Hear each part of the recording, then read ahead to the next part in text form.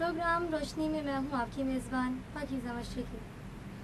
हम प्रोग्राम रोशनी की मुख्तलिफ नशिस्तें अपनी नाज़रीन की नज़र करते रहेंगे और इस प्रोग्राम में हम मुख्तलिफ मौज़ूआत पर गुफ्तगू करेंगे। इंशाअल्लाह ये गुफ्तगू कुरान और सुन्नत की रोशनी में हक़ाइक़ पर मबनी तजर्बात की रोशनी में हुआ करेगी। मैं उम्मीद करती हूँ कि मेरे नाज़रीन को प्रोग्राम ज़रूर पसंद आएगा और वो इससे मुस्तफ़ीद होंगे।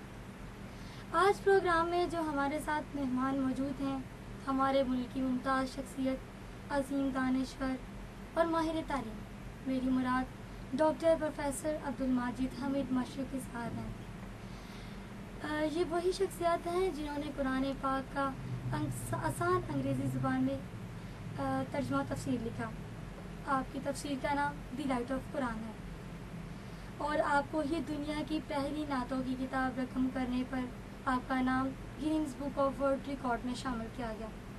आपकी नातों की किताब का नाम द फ्रेगनेंस ऑफ मदीना है। मैं प्रोग्राम के वक्त को मलूज़े हाथे रखते हुए डॉक्टर साहब को प्रोग्राम में खुशामदीद कहती हूँ। अस्सलाम वालेकुम डॉक्टर साहब। वालेकुम अस्सलाम व रहमतुल्लाह। कैसे हैं आप? जी अल्हम्दुलिल्लाह ठीक हूँ। आज हम जिस मौजू पे बात करेंगे बहुत ही अहम मौजू है, क्योंकि वो घर घर का मसला बनता जा रहा है, इसलिए इसे माशरती मसला समझ सकते हैं कि बच्चे क्यों बिगड़ते हैं। हर कोई इसके हवाले से अलग व्यू रखता है, अलग थिंकिंग रखता है, but I want to ask you what's your thinking about this problem कि बच्चे क्यों बिगड़ते हैं। बिस्मिल्लाहि वस्सलातु वस्सलामु अला रसूलिल्लाह सल्लल्लाहु अलैहि वसल्लम। मेरी बेटी, आज आपने मुझे मौजू दिया है, ये वाकई हर घर का मसला है कि बच्चे क्यों बिगड़ते हैं, बच्चे कैसे बिगड़ते हैं, क्यों बिगड़ते हैं और उनको बिगड़ने से बचाने के लिए क्या किया जा सकता है। ये आज का हमारा मौजू है। मैं आपको शाबाश पेश करता हूँ कि आपने आज मुझे अपने स्टूडियो में बुलाकर इस मौजू पे बात करने का मौका दिया है कि बच्चे क्यों बिगड़ते हैं। बच्चे बिगड़ने के कुछ असबाब हैं आजकल के मुआशरे में, हालात के पेश नज़र बच्चे बिगड़ने की कुछ वजूहात हैं। सबसे पहली वजह यह है कि बच्चे को बाहर का जो माहौल है वो नामुनासिब मिलता है।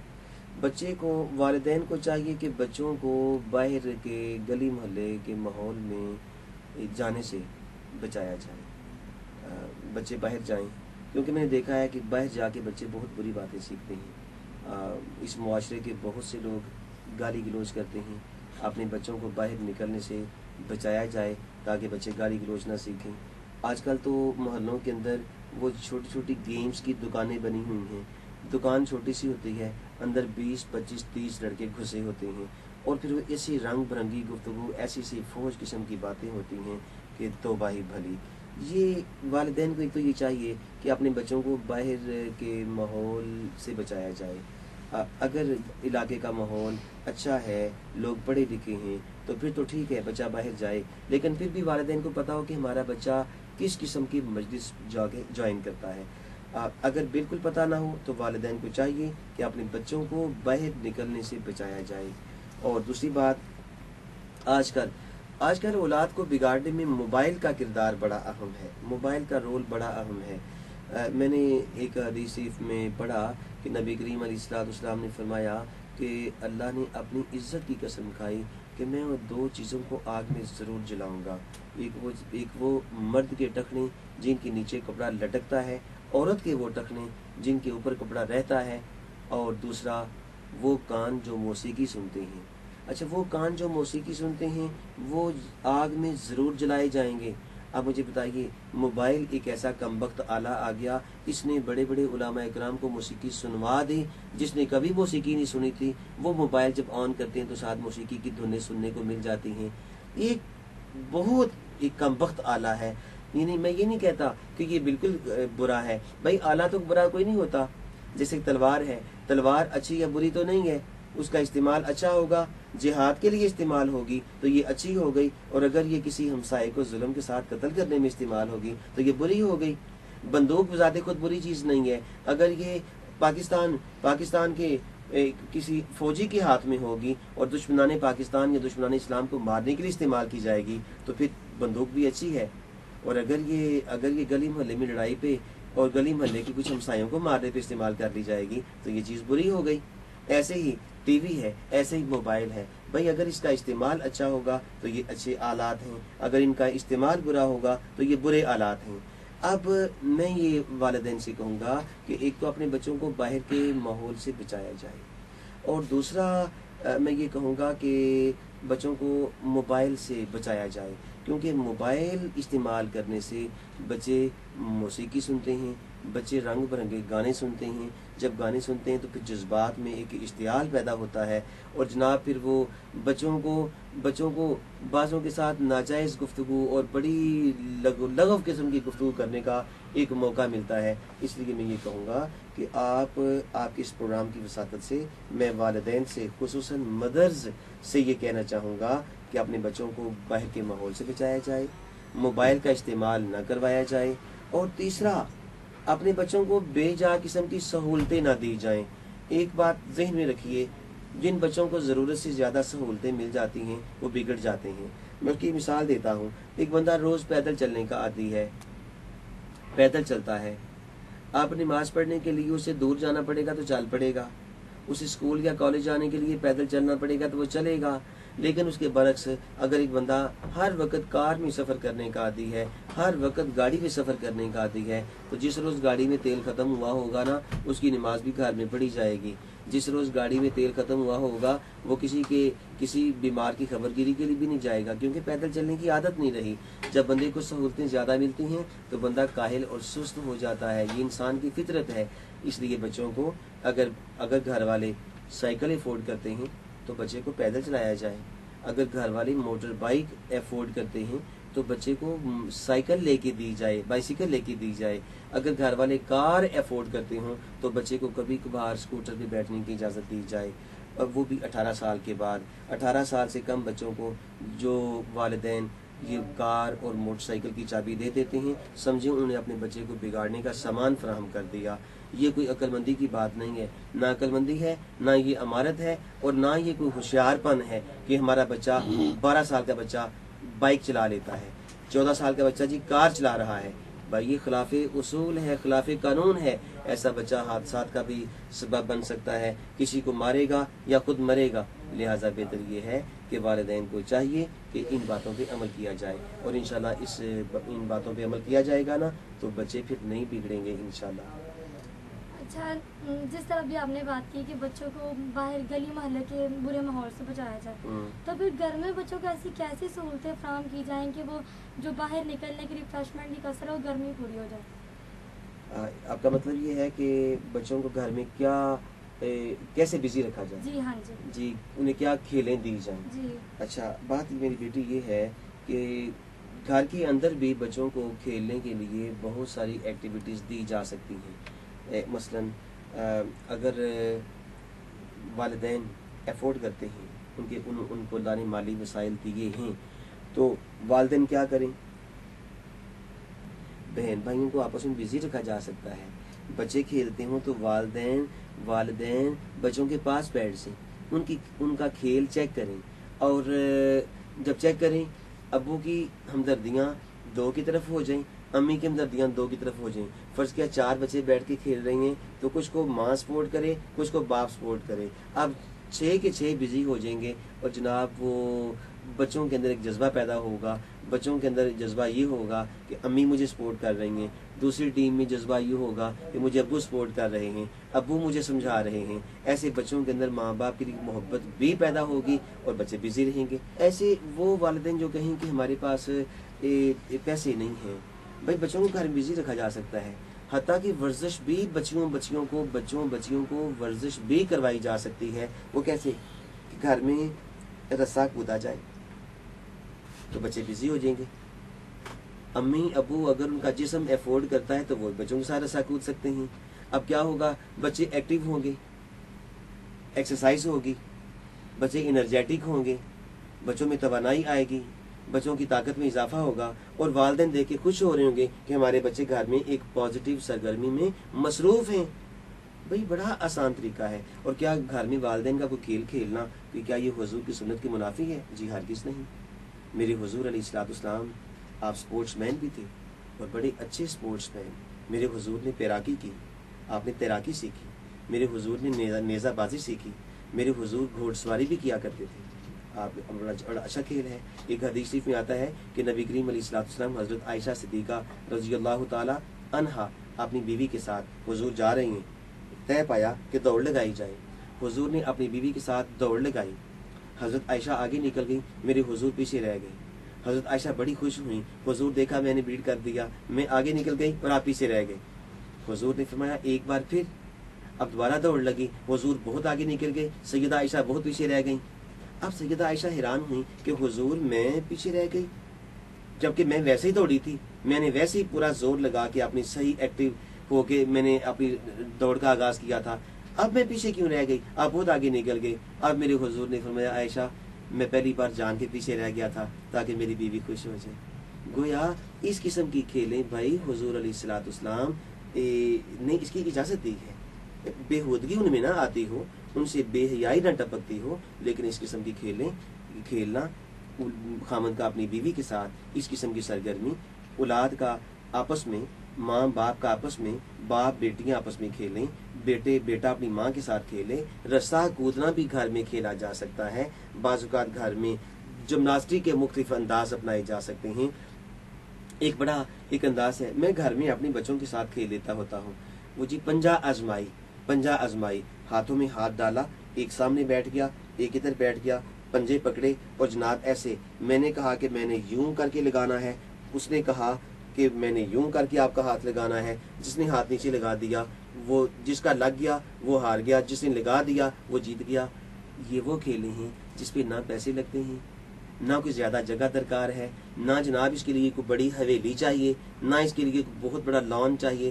بس میں یہ والدین سے اور خصوصاً پرٹیکولرلی میں مدرز سے یہ ریکویسٹ کروں گا کہ اپنے بچے کو بزی رکھنے کے لیے کوئی پازیٹیو سرگرمیاں بچے کو دی جائیں. بس میں امید کرتا ہوں کہ والدین مائیں اس قسم کی سرگرمیاں اپنا کے اپنے بچوں کو ضرور بزی رکھ سکتی ہیں. جی ڈاکٹر صاحب, میں آپ کی بات سے اتفاق کرتی ہوں, لیکن آج کل تو یہ دیکھا جاتا ہے کہ بچے اکثر اتنے بیزی ہوتے ہیں, اسکول ٹائمنگ اور اس کے بعد گھر آتے ہیں, ٹیوشن ٹائمنگ اسٹارٹ ہو جاتی ہے, شام کو ٹیوشن سے واپس آتے ہیں, اس کے بعد رات کو سونے کا ٹائم. تو بچوں کو اس دوران اس روٹین میں بچوں کو ریفریشمنٹ کے موقع کیسے فراہم کیے جائیں؟ ریفریشمنٹ کیسے دی جائے؟ میری بیٹی بات یہ ہے, ہم لوگوں نے پڑھائی کو اور صرف پڑھائی کو اپنے پہ سوار کر لیا ہے. جی, انسان کی فطرت ہے, جتنا دبایا جائے گا نا اتنا ابھرے گا, جتنا اسے مارا جائے گا اتنا وہ احتجاج کرے گا. کیا کیا جائے بھائی؟ گھر میں ایک ٹائم ٹیبل ہونا چاہیے. یاد رکھیے بھائی, ٹائم ٹیبل کے بغیر تو دنیا کا کوئی کام نہیں ہوتا. کبھی آپ نے غور کیا؟ اللہ کریم ٹائم ٹیبل کا محتاج نہیں ہے. اللہ جس چیز کو جو حکم دے وہ کام ہو جاتا ہے. اللہ کریم ٹائم ٹیبل کا محتاج نہیں ہے, لیکن اللہ نے دن نکالنے کے لیے ایک ٹائم ٹیبل بنایا, اللہ نے رات کے لیے ایک ٹائم ٹیبل بنایا, 5 نمازوں کا ایک ٹائم ٹیبل ہے بھائی, رمضان شریف کے روزوں کا ایک شیڈیول اور ٹائم ٹیبل ہے. ایسے ہی حج آتا ہے, کبھی ایسے کسی نے نہیں کہا چلو سردی میں حج کر لیا جائے, گرمی میں میدان عرفات میں گرمی بڑی لگے گی لہٰذا حج جو ہے نا چلو محرموں میں کر لیا جائے. کبھی ایسے نہیں ہوتا. کبھی کسی نے یہ نہیں کہا چلو جی رجب میں حج کر لیتے ہیں, یا کبھی کسی نے یہ نہیں کہا کہ ظہر کی نماز کے وقت جناب دھوپ بہت زیادہ ہے, عشاء کے ٹائم ظہر اور عصر کی اکٹھی پڑھ لی جائیں گی. کبھی ایسے کہہ سکتا ہے؟ نہیں کہہ سکتا. کیوں؟ کیونکہ this time table and schedule has been made by almighty Allah. اللہ نے بنایا ہے نا, ہم اس کو چینج نہیں کر سکتے. تو میرے سامعین اور میرے ناظرین, آپ ذرا سوچئے, ساری کائنات کا خالق اور مالک اور علی کل شیء قدیر اللہ جب کائنات کا نظام چلانے کے لیے ایک ٹائم ٹیبل بنا چکا ہے, تو ہمیں بھی اپنے گھروں کا ٹائم ٹیبل بنانا چاہیے. میرے اٹھنے کا ٹائم یہ ہے, میرے ناشتہ کرنے کا ٹائم یہ ہے, جناب بچوں کے کھیلنے کا وقت یہ ہے. بچے اسکول سے آ جائیں گے تو اب بچوں کا ڈریس چینج کر کے فوراً بچوں کو روٹی پیش کر دی جائے.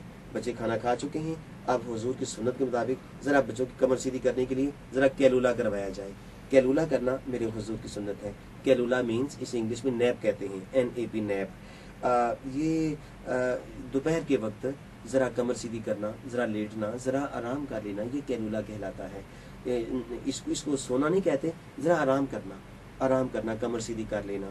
اب نبی کریم علیہ الصلوۃ والسلام کیلولا فرمایا کرتے تھے, بلکہ بعض علماء کرام کہتے ہیں کہ کیلولا دوپہر کا آرام جو ہے یہ شب بیداری سے زیادہ افضل ہے. وہ کیوں؟ اس لیے کہ دوپہر کا جو قیلولہ ہے، جو دوپہر کا آرام ہے، وہ شب بیداری کا سبب بن جاتا ہے۔ اگر دوپہر کو آرام نہ کیا ہو تو پھر رات کی بیداری ذرا مشکل بن جاتی ہے، رات کو تہجد کی نماز پڑھنا مشکل ہو جاتا ہے۔ والدین کو چاہیے کہ ایک بچے کا ٹائم ٹیبل بنائیں، یہ نہیں کہ بچہ اسکول سے آیا، کھانا دیا اور بچے کو ٹیوشن بھیج دیا، اب ٹیوشن باجی کے پاس بچہ جا کے بچ گیا، اس کے بعد جناب بچہ رات کو آیا، کھانا کھایا اور بستر پہ سو گیا، بچے کو چلنے پھرنے کا تو ٹائم کوئی نہ ملا۔ بھائی اسکول کا ایک شیڈیول ہونا چاہیے، بچے کی ٹیوشن کا ایک شیڈیول ہونا چاہیے، پھر والدین بچے کو کھیلنے کا شیڈیول ہونا چاہیے۔ میں پہلے بتا چکا ہوں، میں نے ایک ڈاکٹر صاحب سے پوچھا، میں نے کہا ڈاکٹر صاحب یہ کھیل کیسے کھیلا جائے؟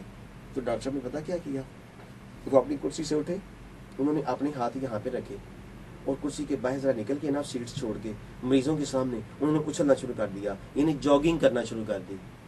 میں نے کہا یہ کیا؟ کہنے کہ ورزش کر رہا ہوں۔ آپ کہتے ہیں ورزش کا ٹائم نہیں ملتا؟ او بھائی کسی وقت بھی آپ گھر میں آپ پڑھ رہے ہیں، یا ایک بچی جو ایف اے کی طالبہ ہے، بی اے کی، بی ایس سی کی، ایم ایس سی کی طالبہ ہے، پڑھ رہی ہے، یا کوئی دورہ حدیث کی بچی ہے، یا بچہ ہے، یا عالم دین ہے، پڑھ رہے ہیں، مطالعہ کر رہے ہیں، تھک گئے ہیں، اپنی سیٹ چھوڑیں، کھڑے ہو جائیں، ہاتھ رکھیں اور اچھلنا شروع کر دیں اپنے کمرے کے اندر۔ کیا ہوگا؟ جسم ایکٹیو ہو جائے گا، وہ جو بلڈ سرکولیشن ہوگی وہ مناسب ہو جائے گی۔ بھائی ہم کہتے ہیں کہ انجوائے کرنے کا ٹائم نہیں ملتا، اللہ کریم نے انجوائے کرنے کے بڑے مواقع رکھے ہوئے ہیں۔ ایک نظم ہے ولیم ڈیوس نے لکھی ہے، ولیم ڈیوس ایک برٹش پوئٹ ہے، اس کا نام ہے لیئر، اس نظم کا نام ہے۔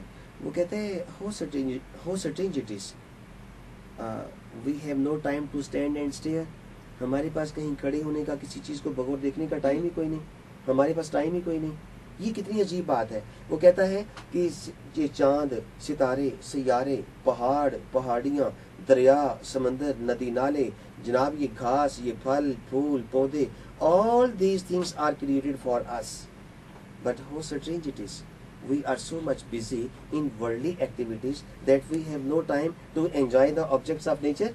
ہمارے پاس عناصر فطرت کو انجوائے کرنے کا ٹائم ہی کوئی نہیں۔ بھیڑ بکریوں کے پاس ٹائم ہے، گائے بھینسوں کے پاس ٹائم ہے ان عناصر فطرت کو دیکھنے کا۔ کتنی افسوس کی بات ہے کہ بندے کے پاس ان عناصر فطرت کو انجوائے کرنے کا ٹائم ہی کوئی نہیں۔ سٹرینج اٹ از، کتنی عجیب بات ہے۔ تو یہ ٹائم ٹیبل ہوگا تو پڑھائی بھی ہوگی، ٹائم ٹیبل ہوگا تو ہمارا جناب کوئی نماز بھی انشاءاللہ مس نہیں ہوگی، قرآن پاک کی تلاوت بھی مس نہیں ہوگی، گھر والوں کو ٹائم دینا بھی مس نہیں ہوگا۔ میرے حضور علیہ الصلوۃ والسلام سے بڑھ کے بزی کون ہو سکتا ہے؟ میرے پاک نبی علیہ الصلوۃ والسلام سے بڑھ کے کون مصروف ہو سکتا ہے؟ گھر میں 9-10 ازواج موجود ہیں، اور کیا خطیب گجرانوالہ ہیں؟ جی نہیں۔ خطیب پنجاب تھے؟ جی نہیں۔ خطیب کائنات تھے؟ خطیب پاکستان نہیں تھے؟ میرے حضور خطیب کائنات، پوری کائنات کے بڑے خطیب۔ کیا آپ مبلغ پاکستان تھے؟ جی نہیں، مبلغ کائنات، ساری کائنات کے لوگوں کو ہدایت دینے کے لیے قیامت تک آنے والے آخری انسان جو ہے اس تک ہدایت کا ایک نمونہ پیش کرنے کے لیے میرے حضور تشریف لاتے ہیں، اور جناب آپ نماز بھی پڑھ لیتے ہیں، آپ قرآن پاک کی تلاوت بھی فرما لیتے ہیں، گھر میں اپنے بیوی بچوں کو ٹائم بھی دے لیتے ہیں، کھانا بھی اپنا وقت پہ تناول فرما لیتے ہیں۔ اس کا مطلب کیا ہے؟ میرے حضور نے ایک ٹائم ٹیبل بنایا تھا کہ یہ میرے کھانے کے اوقات ہیں، یہ میرے صحابہ کرام سے ملنے کے اوقات ہیں، جناب یہ میرے آرام کرنے کے اوقات ہیں۔ بس ہمیں ایک پراپر ٹائم ٹیبل تشکیل دینا چاہیے۔ جب ہمارا ٹائم ٹیبل بنے گا تو انشاءاللہ ہمیں ہر کام کرنے کا موقع ملے گا۔ جی ڈاکٹر صاحب، آپ نے بہت اچھا ٹائم ٹیبل بتایا، اور اس میں آپ نے ایک بات بتائی کہ نماز کا شیڈول جو ہے نا وہ اس کے نماز کو بھی ساتھ 5 وقت کی نماز کو ایڈ کیا جائے۔ تو مجھے ذرا یہ بتائیں کہ نماز صحت پہ کس طرح اثر انداز ہوتی ہے؟ نماز صحت پہ جی کیسے اثر انداز ہوتی ہے؟ بات یہ ہے کہ نماز ایک ایسی عبادت ہے جو جتنی صحت کو بہتر رکھنے میں مددگار ثابت ہوتی ہے اتنی کوئی اور عبادت نہیں ہوتی۔ مثلا کوئی بندہ یہ نہیں کہے گا کہ میں نے زکوٰۃ دی میں فزیکلی فٹ ہو گیا کوئی یہ نہیں کہے گا کہ جناب میں نے روزہ رکھا اور میں فزیکلی فٹ ہو گیا۔ بعض تو روزہ رکھنے سے کمزور ہو جاتے ہیں، میدا سٹرونگ ہوتا ہے لیکن فزیکلی بندہ کمزوری کا شکار تو ہوتا ہے۔ حج کرتے ہیں اور بعض اوقات لوگ حج کر کے آتے ہیں تو وہ کمزور ہو جاتے ہیں۔ اب میری بیٹی بات یہ ہے کہ نماز ایک ایسا عمل ہے جو بندے کی فزیکل ہیلتھ، بندے کی مینٹل ہیلتھ بندے کی اسپرچول ہیلتھ، بندے کی ایجوکیشنل ہیلتھ، بندے کی نروس ہیلتھ، جسم کے تمام نظام پہ نماز بڑا اچھا اثر ڈالتی ہے. نماز، میں کہتا ہوتا ہوں نماز پڑھنے والا بندہ، کیونکہ میرا ٹیچنگ لائن سے میرا تعلق ہے، میرا شعبہ تدریس ہے، جو میں نے اپنے 34-35 سال میں جو کچھ سیکھا اور جو میں نے آبزرو کیا، نماز پڑھنے والا اسٹوڈنٹ نالائق نہیں ہو سکتا. اچھا. ہاں، نالائق نہیں ہو سکتا. نماز پڑھنے والا اسٹوڈنٹ نالائق نہیں ہو سکتا. نماز قائم کرنے والا بچہ بچی کبھی کند ذہن نہیں ہو سکتا، ان کا ذہن فریش ہوتا ہے. دیکھو نا، نبی کریم علیہ الصلوۃ والسلام نے فرمایا کہ وہ بندہ جس کے گھر سے کام کاج سے آئے، رستے میں 5 نہریں بہتی ہوں، وہ 5 نہروں سے باری باری نہا کے غسل کر کے نکلے، تو بتاؤ اس کے جسم پہ میل کچیل باقی رہ سکتی ہے؟ صحابہ نے کہا حضور بالکل نہیں. فرمایا یہی حال 5 نماز پڑھنے والے کا ہے. جب بندہ فجر کی نماز کے لیے اٹھے گا، وضو کرے گا، اس کی آنکھوں کی تازگی، اس کی ناک کی تازگی، کلی کرے گا، اندر صاف. صفائی تو نصف ایمان ہے بھائی. صفائی اور صحت کا، صفائی بھی سواد سے شروع ہوتی ہے اور صحت بھی سواد سے. کیوں؟ صفائی اور صحت کا آپس میں بہت گہرا تعلق ہے. گندگی بیماری پیدا کرتی ہے اور صفائی جو ہے وہ صحت کی ضامن ہوتی ہے. تو نماز پڑھنے والا بندہ جب صاف رہے گا بھائی، اس کے کان بھی صاف، اس کے دماغ پہ پانی لگ گیا وہ بھی صاف، اس کا چہرہ صاف، اس کے بازو صاف، اس نے اپنے پاؤں، بلکہ پاؤں کے اندر انگلیوں میں جو جگہ ہے اس کو بھی اس نے اس کا خلا کر دیا. جب صاف رہے گا تو مجھے بتائیے بیماری اس کے قریب کیسے آئے گی؟ یہی وجہ ہے کہ اللہ فرماتے ہیں جو زکوٰۃ نہیں افورڈ کرتا نہ دے، جو روزہ نہیں رکھ سکتا، بیمار ہے، اس قسم کی بیماری ہے، اسے چھوٹ ہے. جو حج کی توفیق جس کو نہیں میسر، وہ نہ حج کرے، لیکن نماز نہیں چھوڑنی. کیوں؟ نماز بندے کو فزیکلی فٹ رکھتی ہے، نماز بندے کو مینٹلی فٹ رکھتی ہے، نماز بندے کو اسپرچولی فٹ رکھتی ہے. ہر اعتبار سے چونکہ یہ فٹنس دیتی ہے، اس لیے نماز چھوڑنے کا حکم نہیں ہے. مجھے یاد ہے ملائیشیا میرا جانا ہوا. ملائیشیا میں ایک مقابلہ ہوا فزیکل فٹنس کا، اور وہ دنیا کے بڑے بڑے جمناسٹک کے ماہرین اس مقابلے میں آئے. دکھانا یہ تھا کہ اپنی ایکسرسائز دکھاؤ کہ کون سی ایکسرسائز بہترین ہے. ایک اسٹیج پہ آیا جو فزیکل انسٹرکٹر تھا، اس نے آگے نا اٹھایا وزن یعنی ویٹ لفٹنگ کی، وزن نیچے چھوڑا. اس نے کہا یہ دنیا کی بہترین ورزش ہے. ایک اور آیا، اس کا تعلق کسی اور ملک سے تھا، اس نے سائیکل پکڑی اور اسٹیج کافی بڑا تھا سائیکلنگ کی، اس نے کہا میرے نزدیک یہ بہترین ورزش ہے. ایک اور آیا، اس نے رسہ کودنا شروع کر دیا، اس نے کہا میرے نزدیک یہ بہترین ورزش ہے. ایک اور آیا فزیکل ٹریننگ کا انسٹرکٹر، اس نے جہاں اپنے ہاتھ نیچے کیے، دیوار کے ساتھ ٹانگیں لگا دی، سارا دھاڑ نیچے ہو گیا، ٹانگیں پاؤں اوپر ہو گئے، اس نے کہا میرے نزدیک یہ بہترین ورزش ہے. اچھا، اب ایک مصر کا آیا فزیکل ٹریننگ انسٹرکٹر جسے PTI کہتے ہیں. وہ مصر کے آئے، انہوں نے کہا جی پانی لاؤ. پانی لے کے آئے، اس نے وضو کیا، اس نے ایک کپڑا منگوایا جسے مصلی کہتے ہیں، پریئر رگ بچھایا، اوپر کھڑا ہو گیا، اس نے آرام سے کیا، اللہ اکبر، ہاتھ باندھ لیے، کچھ پڑھنے لگا. آرام سے اس نے رکوع کیا، اس نے بڑے آرام سے سجدہ کیا، بڑے آرام سے بڑے تسلی کے ساتھ اٹھ کے بیٹھا، پھر سجدہ کیا، پھر کھڑا ہو گیا. اس نے 2 رکعت نماز ادا کی سب کے سامنے اسٹیج پہ.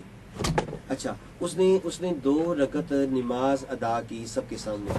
اب جناب ہوا کیا، جب اس نے نماز ادا کی نا، تو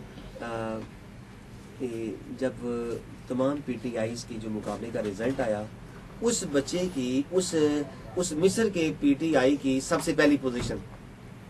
دنیا کے 40 ممالک کے PTIs نے اس مقابلے میں حصہ لیا تھا. مصر کے PTI کی پہلی پوزیشن، جس نے 2 رکعت نماز پڑھی تھی. اب جب اس کی پہلی پوزیشن آئی تو اس میں چونکہ بیٹھے ہوئے عیسائی بھی تھے، یہودی بھی تھے، اور بھی بدھ مت، ہندو، سب جنہیں نماز کا پتہ بھی نہیں تھا. تو پوچھا گیا کہ آپ کی پہلی پوزیشن آئی، آپ کی کیا تاثرات ہیں؟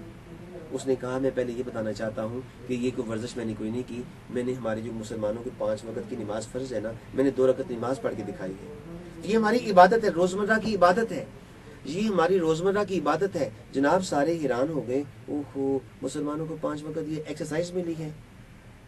وہاں پہ بیٹھے کتنے لوگوں نے اسلام قبول کیا فقط نماز کا عمل دیکھ کر، کہ جس مذہب نے اپنے ماننے والوں کو، اپنے پیروکاروں کو یہ 5 وقت کی ایکسرسائز دی ہے، وہ بیمار کیسے ہو سکتے ہیں. گویا جو نماز ہے نا، یہ واقعی ہمارے بچوں کی صحت پہ، ہمارے بچوں کی جسمانی صحت پہ اچھا اثر انداز ہوگی، ہمارے بچوں کی اخلاقی صحت پہ اچھا اثر انداز ہوگی، ہمارے بچوں کی ذہنی اور نفسیاتی صحت پہ اچھا اثر انداز ہوگی. اس لیے میں کہوں گا والدین سے، اگر آپ اپنے بچوں کو سنبھالنا چاہتے ہیں، جہاں کھانے پینے کا ٹائم ٹیبل ہو، جہاں ہوم ورک کرنے کا ٹائم ٹیبل ہو، جہاں جناب کھیلنے کا ٹائم ٹیبل ہو، وہاں پہ نماز کا بھی ٹائم ٹیبل ضرور ہونا چاہیے. بالکل. اب ڈاکٹر صاحب ذرا میں پچھلی بات کو دہرانا چاہتی ہوں کہ آپ بچوں کے بگڑنے میں والدین صرف رول پلے کرتے ہیں یا ماحول بھی اثر انداز ہوتا ہے؟ بھائی دونوں ہی کرتے ہیں. اچھا. ہاں دونوں کرتے ہیں. والدین بھی بچے کے بگڑنے میں اپنا کردار ادا کرتے ہیں، ماحول بھی کرتا ہے. ہاں دیکھیے ماحول تو یہ ہے کہ بچہ باہر گیا، جی بچہ باہر گیا تو بچے نے کوئی بری بات سیکھی، بچے نے وہی دہرائی. میرا تجربہ یہ کہتا ہے بچے اچھی بات جلدی نہیں اپناتے، بری بات جلدی اپنا لیتے ہیں، بری بات جلدی اپنا لیتے ہیں. جیسے کہتے ہیں کہ برائی میں کشش ہے، برائی میں کشش ہے، شیطانی کام میں کشش زیادہ ہوتی ہے. ہاں جی. اچھا لیکن ایک بات یاد رکھیے، میں اس کی ایک مثال دیتا ہوں. کپڑا صاف دیر سے ہوتا ہے، گندا جلدی ہوتا ہے. بچے کپڑے پہن کے نکلتے ہیں نا، داغ فوراً لگ جاتا ہے اور دھونے میں 1 گھنٹہ لگتا ہے. گندا ہونے میں 1 منٹ نہیں لگتا، جبکہ دھونے میں 1-1.5 گھنٹہ لگ جاتا ہے. اس کو ری سیٹ کرنے میں ٹائم لگتا ہے. بالکل اسی طرح وہ اچھی باتیں اپنانے میں دیر لگتی ہے، بری باتیں اپنانے میں بڑی جلدی وہ ایکٹیویٹ کر جاتی ہیں. اچھا والدین کا کیا رول ہے؟ ماحول کی بات میں پہلے کر چکا ہوں، آپ کے پہلے سوال میں نے بات کی کہ ماحول کیسے بگاڑتا ہے. اب آپ نے پوچھا کہ والدین بھی کیا اس میں کوئی رول پلے کرتے ہیں؟ جی کرتے ہیں. اب وہ کیسے؟ والدین بچوں کے سامنے کبھی گالی گلوچ نہ کریں. سوری، اس کا مطلب یہ نہیں کہ بعد میں گالیاں نکالتے ہوں. میں نے کہا کہ بچوں کے سامنے والدین گالی گلوچ نہ کریں، نہیں، بچوں کے سامنے بھی نہیں اور ویسے بھی نہ کریں. یہ نہیں کہ بچوں کے سامنے نہ کریں اور ویسے بے شک وہ 5-5 کلو کے تھپڑ تولتے ہوں اور پھکڑ تولتے ہوں، نہیں ایسے نہیں ہوتا. والدین چاہتے ہیں کہ بچے گالی نہ نکالیں تو والدین کبھی گالی گلوچ نہ کریں. والدین چاہتے ہیں کہ بچے نماز پڑھیں تو والدین خود بھی نماز پڑھیں. والدین چاہتے ہیں کہ ہمارے بچے جھوٹ نہ بولیں تو والدین خود بھی جھوٹ نہ بولیں. والدین چاہتے ہیں کہ بچے آپس میں نہ لڑیں تو بچوں کے سامنے والدین بھی کبھی نہ لڑیں. عام طور پہ ایسے ہوتا ہے کہ گھر میں والدین کی لڑائی جو ہے نا، گھر میں والدین کی لڑائی بچوں کی صحت پہ بہت برا اثر ڈالتی ہے. بعض گھروں میں میں کہتا ہوں جس گھر میں والدین کی ہر وقت لڑائی ہوتی ہو نا، وہ گھر تو جہنم ہوتا ہے. جیتے جی وہ جہنم ہوتا ہے. کیوں؟ نہ کھانے کا سکون، نہ پینے میں سکون، نہ سونے میں سکون، کسی نہ کام کاج سکون کوئی نہیں. والدین ہر وقت آپس میں، لیکن جو والدین آپس میں شیر و شکر ہو کے رہتے ہیں، سلوک اتفاق اور محبت سے رہتے ہیں، ان کے بچے بھی خوش و خرم رہتے ہیں. ان کے بچوں کی زندگی اچھی گزرتی ہے، ان بچوں کی صحت اچھی رہتی ہے، ان بچوں کی تعلیم اچھی گزرتی ہے. وہ بچے تعلیمی سفر بھی اچھا سر انجام دیتے ہیں. اس لیے والدین کا اس میں رول یہ ہے کہ والدین اپنے بچوں میں جو کوالٹیز دیکھنا چاہتے ہیں، والدین اپنے بچوں میں جو اچھی عادات دیکھنا چاہتے ہیں، والدین اپنے بچوں کے سامنے اپنا وہ ایک رول پلے کریں کہ دیکھو ہم جیسے ماڈل پیش کر رہے ہیں، آپ کو بھی ایسے کرنا چاہیے. میں اس کی مثال دیتا ہوں. کائنات کے سب سے بڑے مبلغ اور سب سے ایک آئیڈیل فادر حضرت محمد مصطفیٰ علیہ الصلوۃ والسلام، آپ کے پاس ایک بڑھیا آئی، اس نے کہا اے اللہ کے نبی علیہ الصلوۃ والسلام، میرا بیٹا گڑ بہت کھاتا ہے، اس کو منع فرمائیے، میرا بیٹا گڑ کھاتا ہے. حضور نے فرمایا اماں جی اب کل آئیے گا بیٹے کو لے کے. اماں جی اتنا سفر کر کے آئی تھیں، حضور کے کہنے پہ چلی گئیں. تو اگلے روز وہ مائی اپنے بیٹے کو لے کے آئی، کہنے لگی حضور میں کل بھی آئی تھی اور میرا بیٹا گڑ کھاتا ہے. حضور نے بچے کے سر پہ ہاتھ رکھا، فرمایا بیٹا گڑ نہ کھایا کرو، زیادہ گڑ نہ کھایا کرو، زیادہ گڑ نہ کھایا کرو. ٹھیک ہے. مائی نے کہا اگر حضور اتنی ہی بات کرنی تھی آپ نے کل کہہ دیا ہوتا. حضور نے فرمایا اماں جی میں کل یہ بات نہیں کہہ سکتا تھا کیونکہ کل میں نے بھی گڑ کھایا ہوا تھا. کتنی اچھی بات ہے کہ والدین کو چاہیے اگر والدین چاہیں کہ بچے گالی گلوچ نہ کریں تو والدین کو بھی کبھی گالی گلوچ نہیں کرنی چاہیے. اگر بچے نماز پڑھیں تو والدین کو چاہیے وہ بھی کبھی نماز نہ چھوڑیں. اگر چاہتے بچے جھوٹ نہ بولیں تو والدین بھی جھوٹ سے پرہیز کریں. چاہتے ہیں بچے غیبت نہ کریں تو والدین بھی غیبت سے. چاہتے ہیں کہ بچے لڑائی جھگڑا نہ کریں والدین بھی کبھی آپس میں لڑائی جھگڑا نہ کریں. والدین بھی بچوں کو سنوارنے میں اور بچوں کو بگاڑنے میں ایک بڑا اہم رول ادا کر سکتے ہیں. بالکل ٹھیک. یہ جو میں پروگرام کا وقت چونکہ کام ہے اس لیے میں گفتگو یہیں پہ سمیٹتی ہوں. جو کوشچن میں پوچھنے لگی ہوں وہ ذرا ٹاپک سے ہٹ گیا لیکن چونکہ بہت اہم ہے اس لیے میں نے کہا اسی ٹاپک کے ساتھ سے ایڈ کر دیا جائے. آج کل دیکھا جاتا ہے کہ بچوں کو سبق جلدی یاد نہیں ہوتا. اچھا تو اس کے لیے کوئی ایسا کوئی طریقہ ہو کہ جسے بچے یہ ایک اہم مسئلہ یہ ہے جسے والدین بھی سمجھتے ہیں اور ٹیچرز بھی. تو آپ کا کیا خیال ہے اس بارے میں؟ بچوں کو سبق یاد نہیں ہوتا. جی ہاں جی. اس کی 2-3 وجوہات ہو سکتی ہیں. اچھا. اگر تو اعصابی اور جسمانی کمزوری ہے تو بچے کو بادام اور سونف کھلائے جائیں. اچھا. بچے کو بادام اور سونف کھلائے جائیں. اور وہ والدین جو سونف اور بادام افورڈ نہیں کرتے مہنگائی ہے تقریباً 400 کلو بادام ہیں وہ جو والدین سونف نہیں اور بادام نہیں کھلا سکتے بچوں کو وہ رات کو دودھ میں 1 چمچی کچی دال چنے کی دال بھگو دیں ساتھ چینی ملا دیں اسے ڈھام کے رکھ دیا جائے. صبح اٹھ کے وہی کچی دال جو دودھ کے اندر ساری رات بھیگی رہے گی وہ کچی دال اور دودھ والا وہی پلا دیا جائے تو وہ بادام والا اثر کرے گا. بچوں کا حافظہ تیز ہوگا. اور ویسے ہی بچوں کا حافظہ کمزور کیوں ہوتا ہے لڑکا ہو یا لڑکی مرد ہو یا عورت نوجوان بڑھاپے میں حافظہ کمزور ہونا قدرتی بات ہے. میری بات کو بڑھاپوں کے اوپر بوڑھے افراد کے اوپر فٹ نہ کیا جائے. میری اس بات کو بوڑھے لوگوں پہ فٹ نہیں کرنا نوجوانوں پہ فٹ کرنا ہے. اگر کسی کو بچپن میں کوئی بیماری بھی نہیں لگی اگر کوئی بچپن میں بیمار ہو جائے کوئی ایسا بخار ہو جاتا ہے کوئی اعصاب پہ خدا نہ خواستہ کوئی فالج ہو جاتا ہے حافظہ کمزور ہونا قدرتی بات ہے. لیکن جس کو ایسا بیماری بھی نہیں کوئی ہوئی وہ اگر ایسے حافظہ کمزور ہوتا ہے اس کی وجوہات ہوتی ہیں. ایک یہ وہ بندہ جو پیشاب والی جو پیشاب اور پخانے والی جگہ بیٹھ کے باتیں کرے یا بار بار تھوکتا ہو اس کا حافظہ کمزور ہوتا ہے. دوسرا وہ شخص جو بیت الخلاء میں جو نہانے والی جگہ بیٹھ کے جہاں نہاتے ہیں یا وضو کرتے ہیں یا غسل کرتے ہیں جو اسی جگہ پہ پیشاب کر دیتا ہو اس کا حافظہ بھی کمزور ہو جاتا ہے. اور تیسرا وہ مرد جو غیر محرم عورتوں کو دیکھنے کا شوقین ہو یا جو عورت غیر محرم مردوں کو دیکھنے کی شوقین ہو اللہ تعالیٰ اس کا حافظہ بھی کمزور کر دیتے ہیں. اس لیے میرے تجربے میں یہ بات آئی ہے فلم دیکھنے والے ڈرامے دیکھنے والے بچیوں کے حافظے اکثر کمزور ہوتے ہیں سبق یاد کوئی نہیں ہوتا. وہ نوجوان جو فلم بینی کے رسیا ہو چکے ہوتے ہیں ان کا بھی حافظہ اکثر کمزور ہوتا ہے. اس لیے نوجوانوں اپنے حافظے کو کمزور ہونے سے بچائیے. اپنا حافظہ اچھا کیجیے اپنی نظر کی حفاظت کیجیے اور بچا کے اپنی گواہ بھی رکھنا نظر میں اپنی حیا بھی رکھنا تو خود فریبی سے بچ کے رہنا خود ہی میں رہ کر خدا بھی رکھنا. نکاح کی وسعت تمہیں مبارک جبین کو لیکن جھکا کے رکھنا دل میں نامی خدا بسا کر لبوں پہ صلی اللہ بھی رکھنا. وما الینا الا البلاغ المبین. Thank you very much. آج کی گفتگو سے تو میں تو بہت زیادہ مستفید ہوں اور میں امید کرتی ہوں کہ ہمارے ناظرین بھی اس گفتگو سے آج کے پروگرام سے بہت زیادہ مستفید ہوئے ہوں گے. اب میں پروگرام کے آخر میں ڈاکٹر صاحب کو شکریہ ادا کرتی ہوں. اگلے پروگرام تک اجازت دیجیے. اللہ نگہبان.